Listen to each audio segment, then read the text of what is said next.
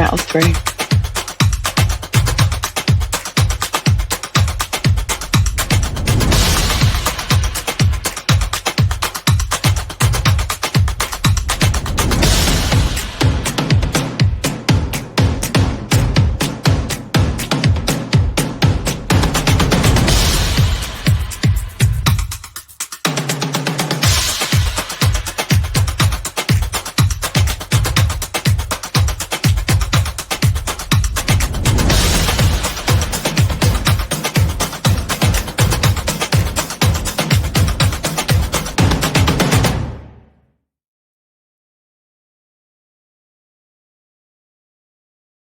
Good morning, everybody, and welcome to this dive-in event. My name is Kelly Lima, and I will be moderating this panel discussion, Sweating the Small Stuff, How Physical and Mental Health Ignites Innovation. So on the screen now, you can see the objectives for the Dive-In Festival as a whole. If we change the slide, lovely. So I hope you're able to benefit from this event and also many others. So the next slide shows our objectives for this event specifically. We will recap at the end. You can submit any questions you have throughout the session using the platform, but these will be answered, we'll answer as many as possible during a Q&A session at the end. Okay, so without further ado, I would like to, first of all, thank our panellists for taking part today. And I would like to hand over to Orla, first of all, to kick off their introductions. Thank you. Thanks so much, Kelly, and lovely to be here. So I'm the Human Resources and Communications Director at Antares. I've been here nearly 7 years. Predominantly, my career has been in the insurance industry, and I have seen huge positive change from when I started out in policies and hybrid working. I have loads of experience on how that's developed and how things are moving current organisations and others. A little bit about me. I have 3 daughters and 2 dogs. I've always worked full time, and I can assure you the policies have improved dramatically to when I first had my first daughter, which is fantastic. I'm actively involved in the journey of 2 of my daughters who are heavily involved in sport. And I'll probably mention that in one of my answers later on, and how I can see the positive impact it has on them, and how my middle daughter sees the world in a slightly different lens, which has been challenging to her on her journey. And she's not so active in sport, but she has a really refreshing outlook on just the world in general, but things aren't as easy for her. And that kind of resonates with, you know, in the workplace, you have a total mix of people that see things differently. One size doesn't fit all. And those experiences definitely come to play. So once again, I want to say thank you to the Dive-In team that I've worked with on this event. They've been fantastic, and I hope you enjoy today. Thanks. I think I'm up next. My name's Jen Denby. Good morning, good afternoon, good evening, wherever you're joining us from. My role is the Global Head of Inclusion and Diversity at WTW.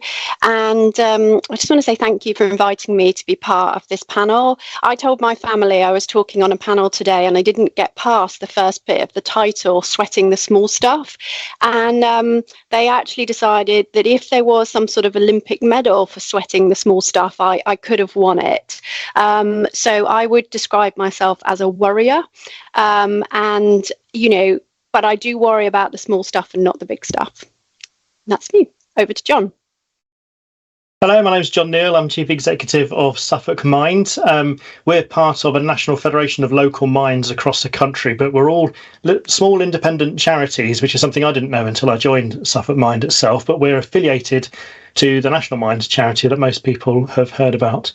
And we take a particular approach to mental health, which we've called the Mental Health Toolkit, which is familiar to people at Willis Towers Watson because they're based in Suffolk, and so many of them have had some of our training or some of our seen some of our presentations. I've got 2 children as well. I didn't tell them that I was attending a panel called Sweating the Small Stuff because I would have made rude jokes about what that might or might not mean. But laughter is good for your mental health, isn't it? So maybe I should have done that, and they would have gone to school with a skip in their step and joy in their heart.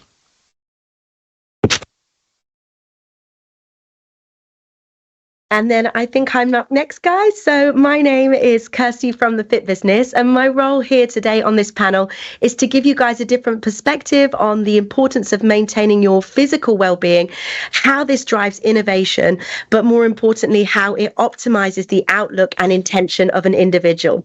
So I deliver a well-being platform called The Fit Business, pulling together lots of elements of well-being to provide a positive example and encourage people to engage with feeling happy, healthy and well. A little bit more about me. I have 2 doggies called John and Bob, who if I had spoken to them about me being on a panel this morning, they'd have been like, bored now, where's my breakfast? So with that in mind, I'm really happy to be here. Thank you so much for having me. Wonderful. Thank you ever so much. So let's kick off with the first question.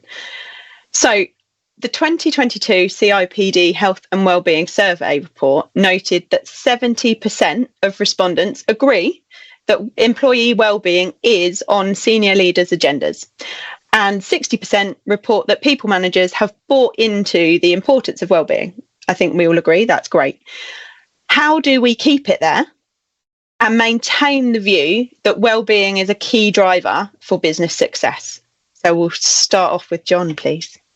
Yeah, thank you, Kelly. I think it's a great question. It's a really important question, particularly in light of the economic downturn, the cost of living crisis, and the economic turbulence that a lot of business leaders are seeing.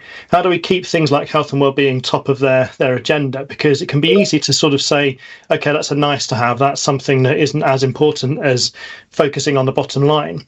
And a challenge for people like myself and others on this panel and others elsewhere is to put the case for the return on investment that actually you can receive as a business, as any kind of employer, for investing in the physical and mental well-being of your employees. And it's not just me saying that, it's Deloitte that says that. They did a report in 2019 originally called Thriving at Work, which you can download, and they did an update in 2022. And they found that the return on investment from a mental health point of view is 5.3 to 1. So for every £1 you spend on mental health activities in the workplace, you can get a return of £5.30. They found also that the biggest return, which is 15 to 1, comes from cultural change. And that's what we look at Suffolk Mind in particular, is trying to encourage or enable employers to create cultures that enable people to meet their emotional needs, which helps them to avoid stress, which helps them to then avoid mental ill health. And if people are not stressed, they're going to be calm and they're going to be thinking creatively, they're going to be innovating, they're going to be adding to the bottom line, they're going to be going off sick much less, they're going to be doing, presenteeism would not be a factor. They wouldn't be at work, but not actually doing anything that's adding value. So that's the key really, is to try and create a culture where people are feeling in control, they're feeling secure, they're able to work in teams, they're able to feel respected, they get concrete feedback on the contribution that they make, they're not taking work home with them, they're able to switch off at the end of the day. It's all that kind of thing that adds to a healthy workplace. Fantastic. Thanks, John.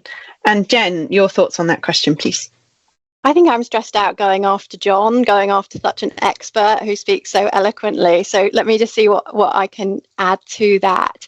I absolutely agree. We've got to keep talking about the business case for this because, that's what keeps sort of reminding people about what we're, why this is important. Just put simply, if we don't have, if people aren't at work or they aren't fully present at work, then they're just not going to be able to thrive. And our businesses are all about our talent. And we want that talent to do the best that it can. So I think, we can have some great policies in place to help us, but I absolutely echo what John said. It's about the environment that we operate in and, just making sure that environment is supportive and enables us all to thrive at work. Fantastic. Thank you. So on your screen now, you can see results of one of the questions we asked in a survey that we ran ahead of the event today. And perhaps not surprisingly, the majority of people work hybridly. So, question number 2. Post-pandemic, many businesses support some sort of hybrid or remote working. What do you see as the impact of this on employee well-being and the ability to innovate? So, Orla, over to you. Thank you. Right, it's been such a significant change, I think, for people, step change in working lives, for families, juggling. It's relieved so much pressure, I think, on people having the ability to work hybrid and having the choice and being that trust, building that culture. You know, I've seen it significantly in the workplace. It's very much treating everybody as grown-ups, really, and you're looking after your own personal brand, picking the days that you should be in the office with your team, making it work. Equally, the time that you're at home, it's you know, making the most of that time that you're at home, and trying to fit some other things around personally as well. So everyone's a winner. There are some other things that are really important, I think, as you know, we all have responsibility and accountability in this, but there is important to breed that culture that John and Jen were talking about. It's important that there are clear habits that are in play, you know, cameras on when you're on a Teams call, that people feel connected, that it's not clinical. When you're in the office, you know, come out of your comfort zone, go and talk to people, have meetings in person, that there are lots of different events that companies put on so people have the opportunity to mix and innovate and talk through ideas and feel part of something. So I think it has been a huge step change. Brilliant, thank you. And John, your thoughts on that? Yeah, so we look at mental health through an approach whereby we all have a set of 9 emotional needs that must be met in order to avoid stress and to stay well. And as grown-ups, as adults, a lot of us are getting those needs met, or many of those needs met, in the workplace. So if you think of meaning and purpose is one of your emotional needs, having a job, going to work is a way of getting that particular need met. Similarly, achievement is another one, feeling stretched and challenged, taking on new tasks, new learning. But what we found during lockdown was that while there were lots of people that were still working, some of the way that they were getting those needs met changed. So community and status are 2 that were affected when people were not going into the office. So community is an obvious one. You know, we weren't feeling part of a bigger group because we were locked down, so we couldn't actually come into the office. But status was maybe a less obvious one. That's about feeling valued and respected and feeling that we're making a contribution to something and that contribution is being recognised. And what we've speculated is that a lot of the way that we get that need met or that we feel valued is non-verbal. So it's not about someone saying, "Oh, that's brilliant, thank you." It's about making a contribution in a meeting, for example, and everybody nodding. And like you said, if the screen's doing that through a screen is much more difficult, or much kind of, it's not that the subtle nuances aren't really there in the same way that they are when you're in a room with other people. And similarly, you're not bumping into people at a water cooler or in the kitchen and having those out of meeting interactions that give people a connection that helps them to feel part of something bigger than themselves as well. So I think although there's been lots of positive things that have come out of that kind of lockdown revolution in a way around hybrid working and enabling and freeing people up to use their time differently during the day. I'm speaking to you from my front room at the moment, for example, which gives me more time to put things into my day and go out and be a governor of my primary school later on this afternoon. And it would be more difficult to do that if I was just in an office 10 or 15 miles away. So lots of people are getting those kinds of freedoms and getting more control over their lives and feeling that they've got more autonomy, which is another emotional need. But we need to just be aware that we have those other emotional needs that must be met as well. And a lot of those needs are met face to face with other human beings, and often that is in a workplace. Fantastic. Thank you very much. So you mentioned there about the flexibility and being able to have more time to do different things. Now, this brings us on to another one of our survey questions, which specifically focused on gym membership. And perhaps surprisingly, perhaps unsurprisingly, the smallest response was, yes, I have one and I use it. There is a lot of people that are not aware that they have a gym membership either available from their company or that could be subsidised by their company. So our next question. So a fairly standard go-to offering in the wellbeing space is gym membership. But as we can see, this isn't always accessed. So what innovative habits can organisations encourage, and who is the ownership on for employee wellbeing? So we're going to kick off with Kirsty on this one. This is such an interesting one because in my experience, just sticking a service on for a group of people and expecting participation, in my opinion, is a fairly unrealistic expectation. You have to remember that most people that have gym memberships that they in fact do pay for don't actually attend the gym. That's the business model of a gym. So with that in mind, if you're giving it as for free or as a subsidized for your team, and then you just leave it there, the expectation that people are going to engage with health and fitness is in my opinion strongly unreasonable. So how can you encourage people to actually utilize and participate with a service that is ultimately going to do them fantastic good from the mental health all the way through to their physical health too? And so the way to encourage participation and utilization of these services is to really drive the engagement and to really drive the communication. So communication in terms of how HR lets their participants know that they have access to these amazing services is a real key. And secondly, encouraging people to participate by arranging charity events, gamifying it, getting group challenges within the team is a really strong way to encourage people to actually participate together rather than in a singular fashion, which is never going to be an effective strategy. Now, my business, the Fit Business, we deliver an online digital, essentially it's a gym membership, although it covers, lots more bases in terms of the components. But broadly, we have a lot of exercise available on demand whenever people want to do it. Now, we found that to be really, really useful because everybody's needs are so different. Everybody's days are different. Everybody's routines are really different.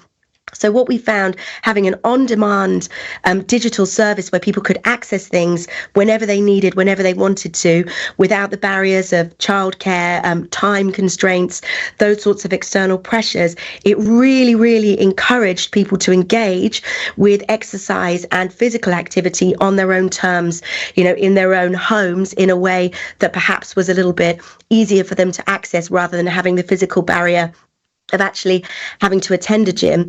But I think the point is that everybody is so different. If you can offer those different strategies and different services and encourage it from a strong communications perspective, you're going to cover as many bases you are in terms of encouraging participation.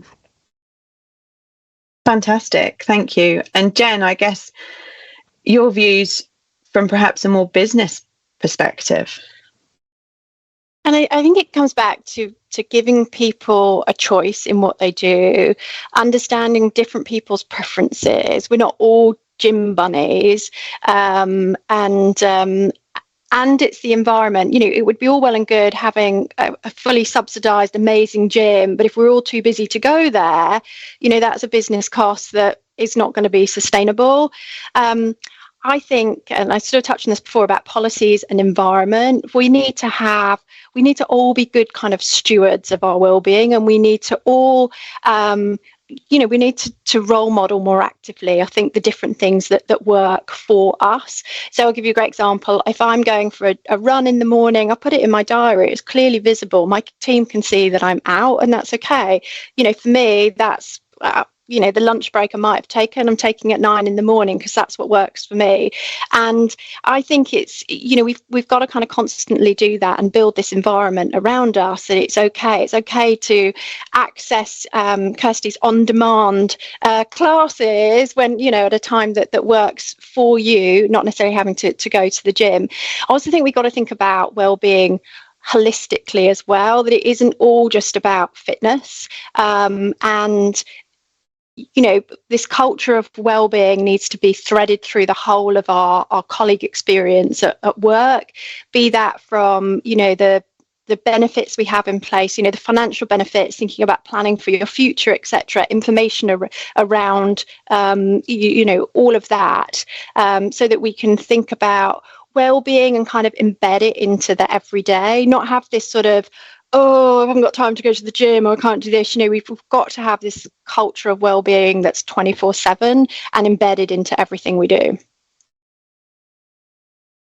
Fantastic. That's great. And you touched on there that that both company and employee, I think, as we've discussed, have some form of responsibility for the overall well-being of their employees. So if we flick to the next slide, this shows another survey response, which overwhelmingly the majority says that the responsibility is 50-50, which I think is interesting and highlights the fact that the offering could be amazing, but the employee also needs to take some action. So our next question. So we've touched on it a couple of times. During the pandemic, well-being seemed to be a much higher priority. Work styles are now changing slightly. There's more call for people to be in the office, perhaps more.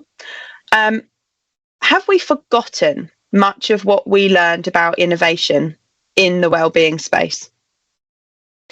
So, Orla, over to you. Thanks, Kelly. This is really interesting. I could talk for ages as a panel, I think, on this one. We all had to adapt in what was very uncertain times. And yes, there was a concerted effort from employers to actively look after people's mental well-being and encourage breaks. And some of that was government driven because, there was gyms weren't accessible, pools weren't accessible, where people may have gone as groups, they couldn't go to. So there was that, you can only go out in certain times during the day and with certain numbers of people. So it was more driven.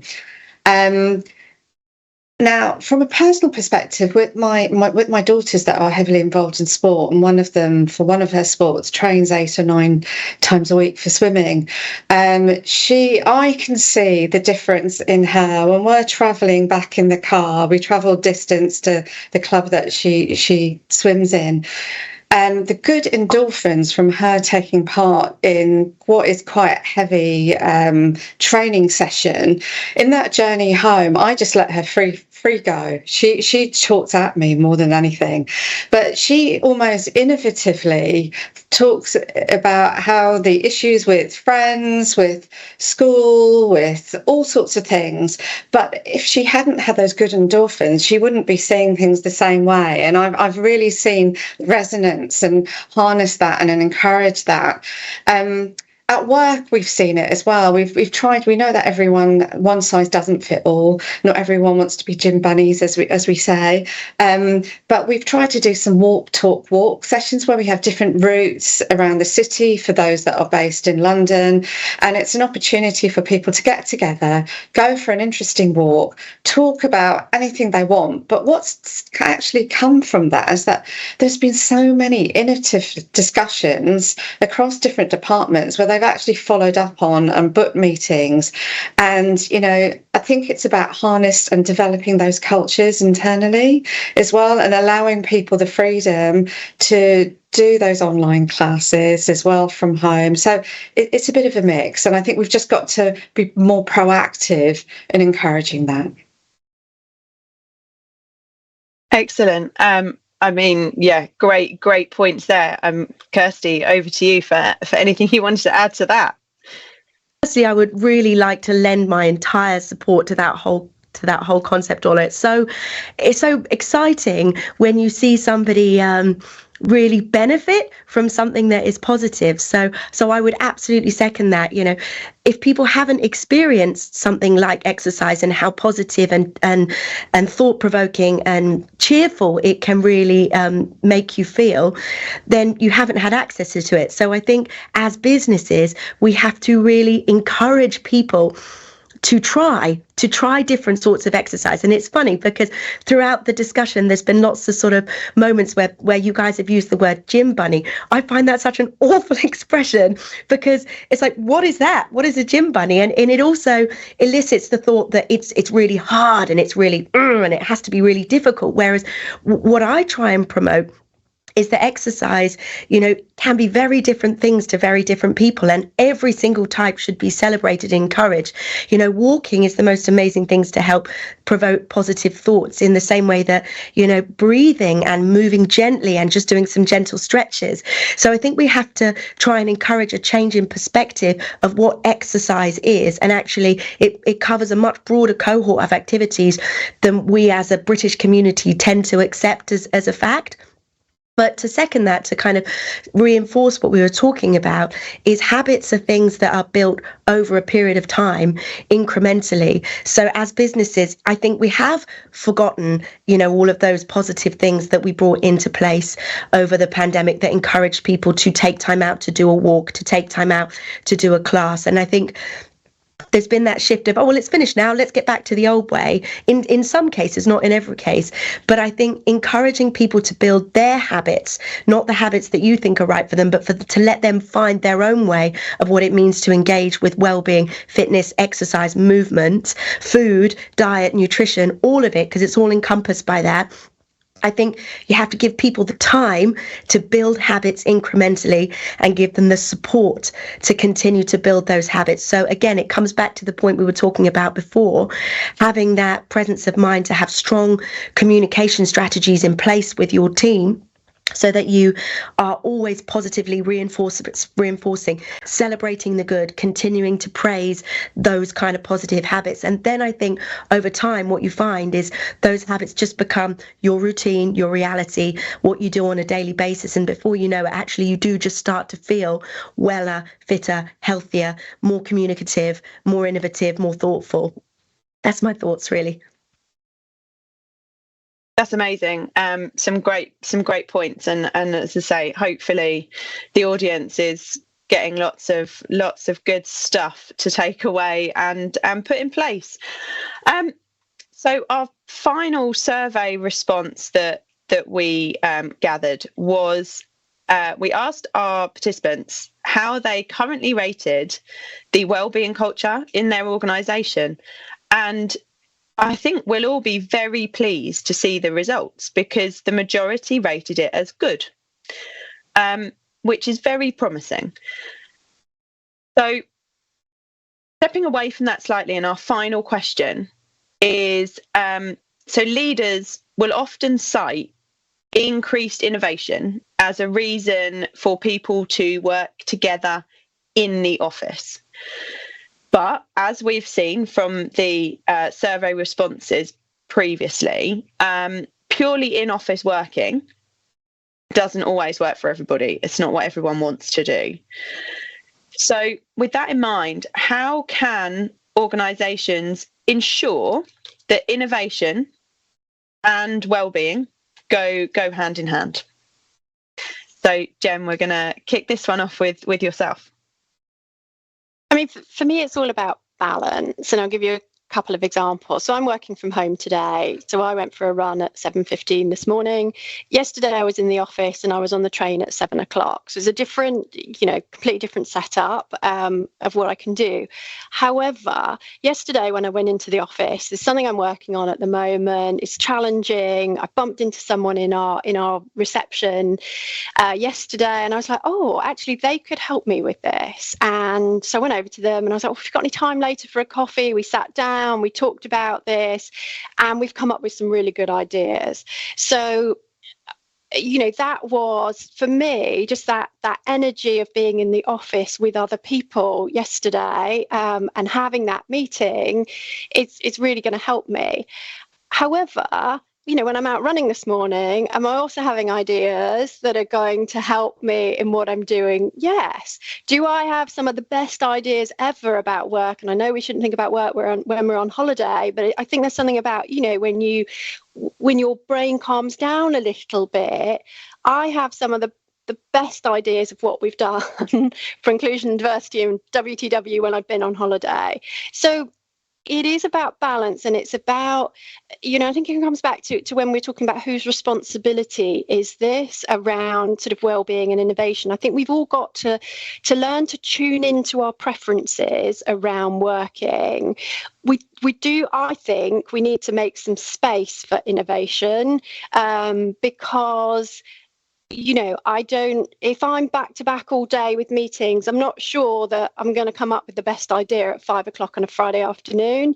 So I think, we've got to make that space to be able to think creatively about, solutions to problems, do that together, and just, think about our own preferences. I really value at WTW, we have a lot of choice about when we go in the office, and we have really shared with our colleagues, the best times to go in the office. If you want to go in and collaborate with people, don't go into the office necessarily to sit on back-to-back Teams calls all day. That might not be such a great use of your time. And I value that flexibility I have to be able to plan my work, plan my day, and that we're encouraged to take time off. I think that's really important as well, so that you can just sort of clear your mind and think about new things, new solutions. Fantastic. I'm loving the balance, because the term "life's a juggle," I think falls into that really really well. So, John, your thoughts? Yeah, we have a phrase that's top of mind. When you are stressed, you are functionally stupid. So when you're experiencing stress, it is impossible to be calm and think clearly. And so if you're in back-to-back meetings and you're not getting your emotional needs met, whether you're hybrid working from home or working from the office, if your needs are not being met, you're experiencing stress and you're not going to be at your most innovative. And one of those needs, I've mentioned a few of them already, but one I haven't mentioned yet, which Jen has just mentioned, although not in name, is the need for privacy, which is not a data protection thing. That's about turning your brain off, essentially. It's about having time during the day where you effectively just stare out the window for 10 minutes and don't think about anything at all. And that's when there's neurological science stuff that I don't really understand that shows that it has an impact on your brain. It makes different neural pathways are firing off in your brain when you do that. And it's really important for laying down or keeping the learning that you've experienced during the day, but it's also really important for your brain to make different connections than what it tries to make when you force it. So when you're engaging your rational thinking, you're coming up with ideas, but the subconscious part of your brain, the pattern matching part of your brain that's making those different connections between different things, that happens when you're asleep, or it happens when you're on holiday, or it might happen when you're out running, or it might happen when you're getting an endorphin high. It happens at times when you can't really force it to happen. And so it's really important to build some of those times into your day as an individual and as an employer to make your office environment or your intangible workplace environment, your culture, such that you're encouraging people to have those times during the day as well. So it always comes down to, with us, it always comes down to getting your emotional needs met. And if you're getting your emotional needs met, firstly, you're able to be at work and operating most efficiently and more with more motivation, but you're also going to be calm, thinking clearly, and more able to innovate in the workplace as well. Brilliant. Thank you. So, Orla, over to you. Thank you. For your thoughts. A lot's already been covered, and I'm not going to go into huge detail, but I think it's all about balance. It's about trust.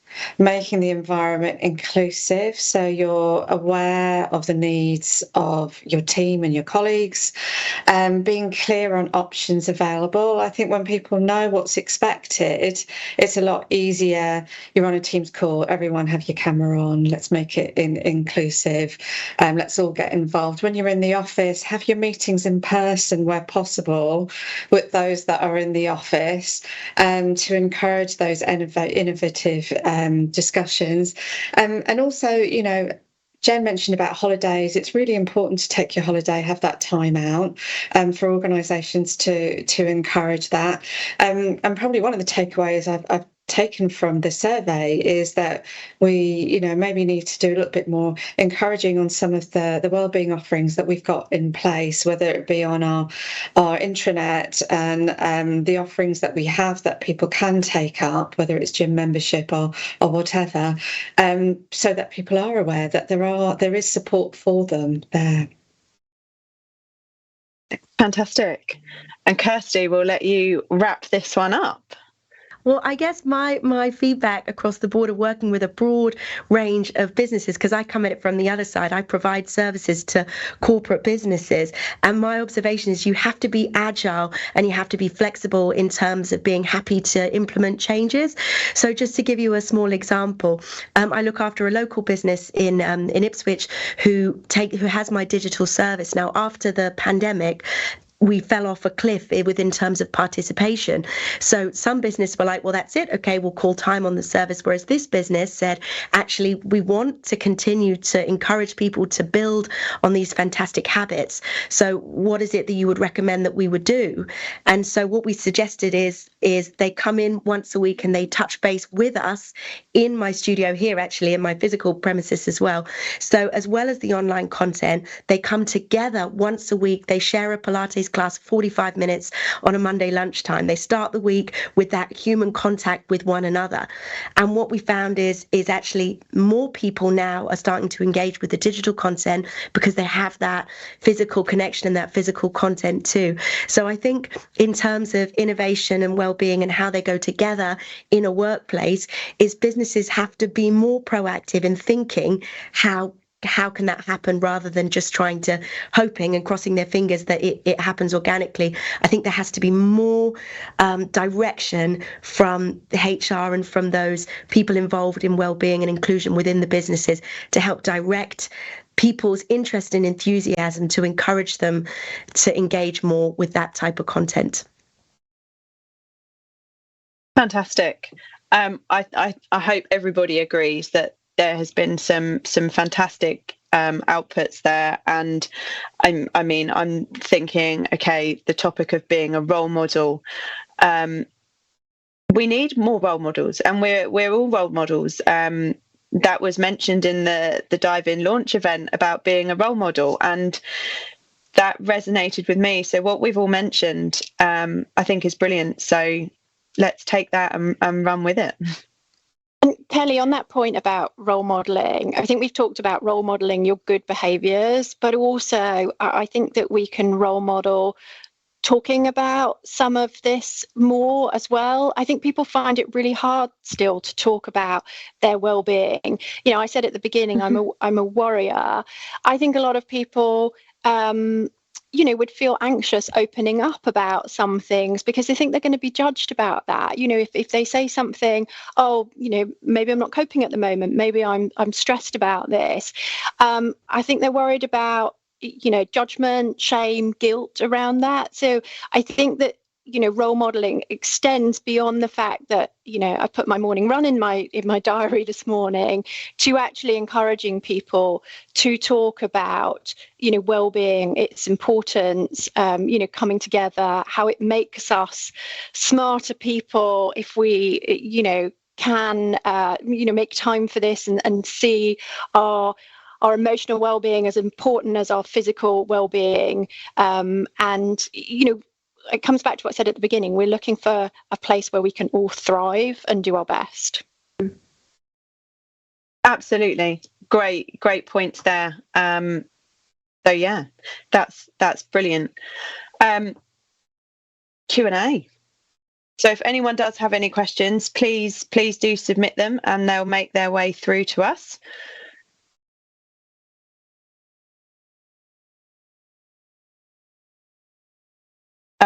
But I, as I say, while we're waiting for questions, I think make space for innovation. Let's talk. Let's be role models. Let's talk about well-being. Be flexible. Be agile.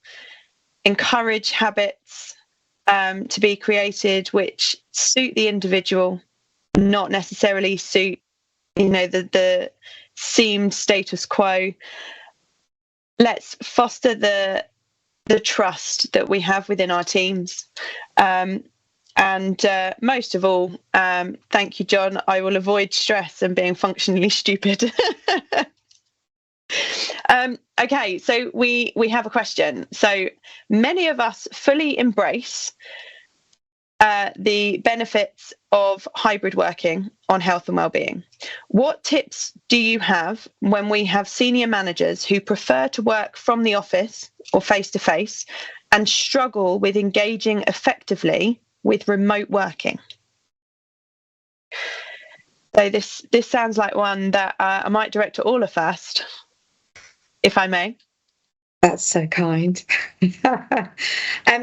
I think it is all about trust and having open, honest conversations with your manager. If it's a senior manager and it's kind of 2 steps above or whatever,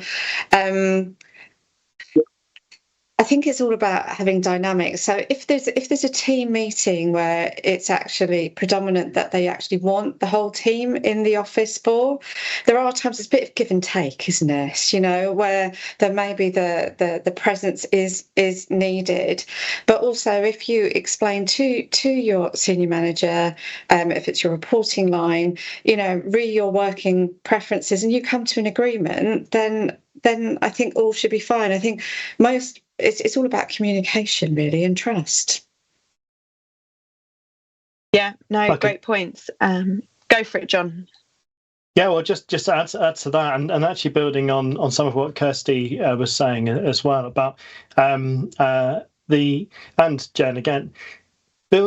Having the reason that we use the emotional needs and resources approach is because it introduces a language to talk about your mental health without talking about your mental health into the workplace, and that's true for senior managers as well as for all other employees. So a senior manager who struggles to engage effectively with remote working, if you've got a shared language around emotional needs in the workplace, that person could be saying to the team that they're trying to meet with on a face-to-face basis and maybe getting a bit of agitation, look, this isn't meeting my need for community, or this isn't meeting my need for control, which is having control, which is autonomy and choice, is a perfectly acceptable thing to need, and it's perfectly acceptable for their team to need it as well. So that conversation could happen within the context of that language, if you see what I mean. So rather than becoming, I want this because I'm a manager, well, we don't want this, and you're not looking after our well-being, and it just becomes sort of butting heads almost. If you look at it in the context of everybody getting their emotional needs met, hopefully they could come up with a solution. It might be that every other meeting is face-to-face, for example, something as simple as that. Or there might be some other reason that some people don't want to come into the office. And until you discover what it is by talking around that subject, the butting heads will just lead to more stress, which leads to less innovation, less thinking clearly, functional stupidity. I think we should acknowledge that it is really hard to talk to, someone more senior than you who's saying, I want the team in the office these days a week, and taking that control away from you. And I wonder whether, just trying to think really practically about this, whether in this particular example, you could almost say, look, I've got this report to work on, or I've got something that, I want to be kind of heads down on, and just and do that as a way to, therefore I'm going to work at home on this day, and come to that agreement, and then talk as a team. I mentioned earlier how much I value the approach we've had at WTW, where we sort of came up with different scenarios and different, different times you could go and, you should go into the office. Obviously we do want people to go in the office and see other people and collaborate. And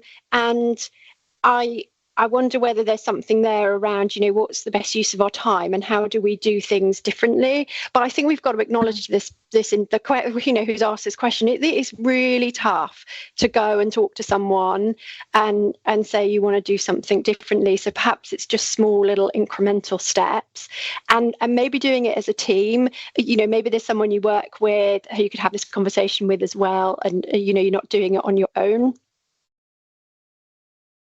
Absolutely. Get a bit of solidarity in the approach. Okay, so we've got another question along similar lines.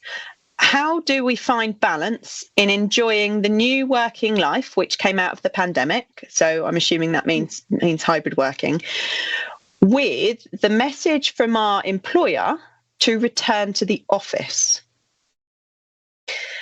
So I think this probably falls into a similar theme that we've discussed. But Jen, do you want to kick this one off first? Yeah, and I've heard this, talking to peers in other companies who've got practices where, you can work from home on a Monday and a Wednesday, but you have to go to the office on the other days, or maybe it's the other way around. And, we sort of think, oh, that's great, but is it great? We're sort of taking that choice away from people of when they can work and how they can work. And it's like, well, for however many months or years we did it, and we actually did it pretty well. And now we've taken that choice away. And I think that, from a company's perspective, we've got to share more the benefits about going into the office and trust people to make the choices that they can make. It comes back to preferences around how you work and where you work. But I think, we've got to acknowledge there are a lot of people who have been, told this is the pattern and we want you in the office these days. And maybe as individuals, we've sort of got to flip that and think, okay, well, this isn't a bad thing. I've still got a lot of, flexibility in my work week, in that 2 days a week I'm going to be at home and 3 days I'm going to be in the office.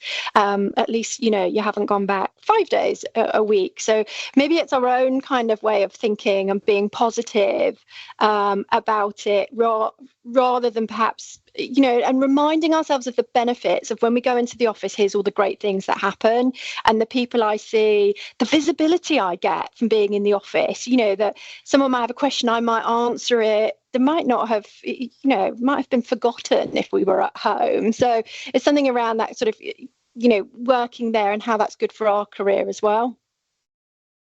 Absolutely.